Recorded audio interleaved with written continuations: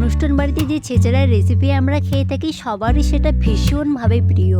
আজকে একদম পারফেক্টভাবে কীভাবে ছেঁচড়ার রেসিপি করা যায় সেটাই আপনাদের সঙ্গে শেয়ার করব।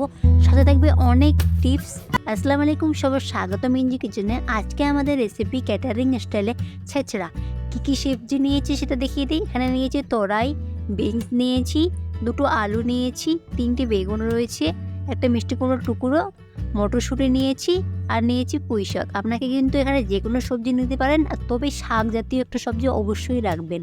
সমস্ত সবজি আমি এখানে কেটে নিয়েছি। দেখুন, আপনাদেরকে দেখিয়ে দিচ্ছি। সমস্ত সবজি আমি এখানে টুকরো টুকরো করে নিয়েছি। পুঁই শাকের পাতাটা আমি আলাদা করে রেখেছি, ডাঁটাটা আলাদা করে রেখেছি, মটরশুঁটির খোসা ছাড়িয়ে নিয়েছি এবং বিনসগুলো ছোটো ছোটো টুকরো করে কেটে নিয়েছি। প্রথমে কড়া বসিয়ে কড়াতে দিয়ে দেবো সাদা তেল। তেলের পরিমাণটা একটু বেশি দিবেন। এবার সেখানে দিয়ে দেবো 5 ফোড়ন। এই 5 ফোড়নটাই মেইন হচ্ছে ছেঁচড়ার রেসিপির স্বাদের কারণ।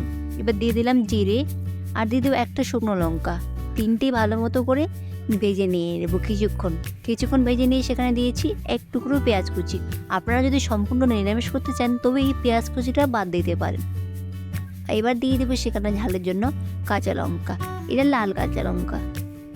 কিছুক্ষণ ভালো মতো ভেজে নিয়ে এবার সবজিগুলো একে একে দিয়ে দেবো। সবজিগুলো কোন পর্যায়ে কীভাবে দিচ্ছি সেটা অবশ্যই লক্ষ্য রাখবেন। প্রথমে এখানে আমি দিয়ে দিচ্ছি মিষ্টি কুমড়ো, তোরাই এবং দিয়ে দিচ্ছি আলু আর পুঁই শাকের ডাঁটাগুলো আর বেগুনটা দিয়ে ভালো মতো মিশিয়ে নিয়ে নেব 1 মিনিট মতো। 1 মিনিট মতো শুধুমাত্র আমি এখানে কোনো মশলা দিইনি, শুধুমাত্র ওই যে 5 ফোড়নের সঙ্গেই 5 ফোড়নের ফ্লেভারটার সঙ্গে মিশিয়ে কষিয়ে নিয়ে নেব। 1 মিনিট পরে সেখানে আমি দিয়ে দেবো স্বাদ অনুযায়ী লবণ আর দিয়ে দেবো হলুদ গুঁড়ো আধা চামচ। দিয়ে ভালো মতো আবারও কিছুক্ষণ মিশিয়ে নিয়ে নেব। মিশিয়ে সেখানে আমি একটু জল দিয়ে দিব। জল দিয়ে এটা ভালো মতো কিছুক্ষণ কষিয়ে নিয়ে নেব। ভালো মতো কিছুক্ষণ কষিয়ে নিয়েছি। এবার দিয়ে দিচ্ছি মটরশুঁটিগুলো। মটরশুঁটি দিয়ে ভালো মতো মিশিয়ে নিয়ে নেব সমস্ত কিছু। খুব ভালোভাবে সমস্ত কিছু মিশিয়ে নিয়ে নিয়েছি। এবার ঢাকনা দিয়ে দেবো এবং 1 থেকে 1.5 মিনিট মতো রান্না করে নিয়ে নেবো প্রথমে সেদ্ধর জন্য। 1 থেকে 1.5 মিনিট পর দেখুন ঢাকনা করে দেখুন অনেকটাই সেদ্ধ হয়ে গেছে, খুব ভালো মতো দেখতেই পাচ্ছেন। এবার পুঁই শাকের পাতাগুলো দিয়ে দেবো। আপনারা হয়তো লক্ষ্য করলেন সবজিগুলো কোন পর্যায়ে কীভাবে দিলাম, অবশ্যই সেটা মাথায় রাখবেন।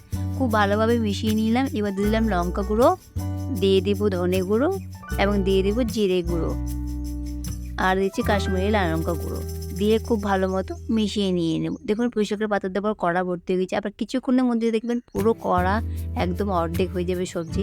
এবার ঢাকনা দিয়ে আবারও রান্না করে নিয়ে নেব 1 মিনিট মতো।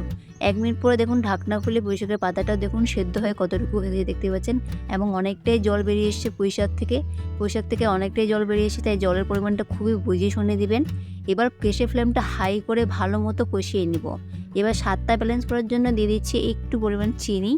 ভালো মতো মিশিয়ে এটাকে কষিয়ে নিয়ে নিতে হবে মোটামুটি 2 মিনিট মতো। খুব ভালোভাবে এইভাবে জলটা শুকিয়ে কষিয়ে নিয়ে নিচ্ছি।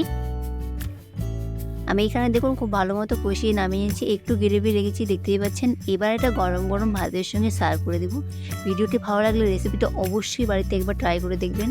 ভিডিওটি লাইক কমেন্ট শেয়ার করতে একদমই ভুলবেন না। চ্যানেলটি সাবস্ক্রাইব করে দিয়ে পাশে থাকবেন। আজকের মতো এখানে দেখা হবে নতুন একটি ভিডিওতে। ফেসবুক থেকে দেখে দেখলে অবশ্যই ফলো করে দিয়ে দেবেন।